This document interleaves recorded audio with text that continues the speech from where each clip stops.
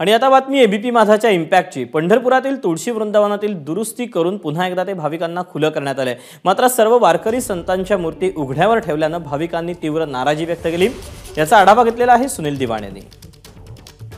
One विभागाने सुरू केलेलं तुळशी वृंदावन अखेर 4 महिन्यानंतर लोकांसाठी भाविकांसाठी खुलं करण्यात आलेलं आहे।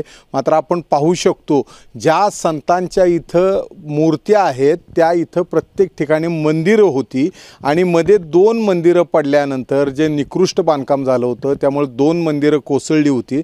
त्यानंतर इतर मूर्त्यांना धोका होऊ नये म्हणून तातडीनं वन विभागाने संगमरवरी मार्बलची जी मंदिरं बनवली होती ती काढून टाकलेली आहेत। आता वास्तविक त्याला पत्र्याचं किंवा लाईट वेटचं मंदिर छोटं बनवणं गरजेचं होतं। या संदर्भातल्या सूचना वनमंत्र्यांनी दिल्या होत्या, मात्र प्रशासनाने याकडे पूर्ण कानाडोळा केलेला आहे आणि आता हे सर्व संत उघड्यावर असेच दिसून येत आहेत आणि भाविकांना आता अशाच रीतीने यांचं दर्शन घ्यावं लागणार आहे। यांची हे मंदिर पाहायला इथे यावं लागणार आहे। जवळपास वेगवेगळ्या संतांची इथं जी मंदिरं होती त्यातली 2 पहिली चोखामेळा आणि निवृत्तीनाथ ह्या 2 संतांची मंदिरं कोसळली होती आणि त्यानंतर वारकरी संप्रदाय आक्रमक झाल्यानंतर जवळपास 4 ते 5 महिने हे तुळशी वृंदावन भाविकांसाठी बंद ठेवण्यात आलं होतं।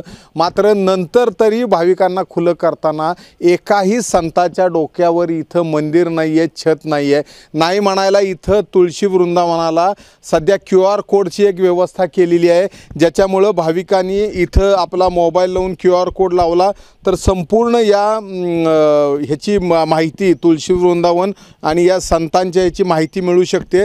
मात्र एवढं सुंदर वृंदावन करून सुद्धा इथं संतांना छत नसल्यामुळं, संतांची मंदिरं नसल्यामुळं भाविकांची नाराजी मात्र तीव्र आहे। कॅमेरामन सचिन जाडेसह सुनील दिवाण, एबीपी माझा। एबीपी माझा, उघडा डोळे बघा नीट।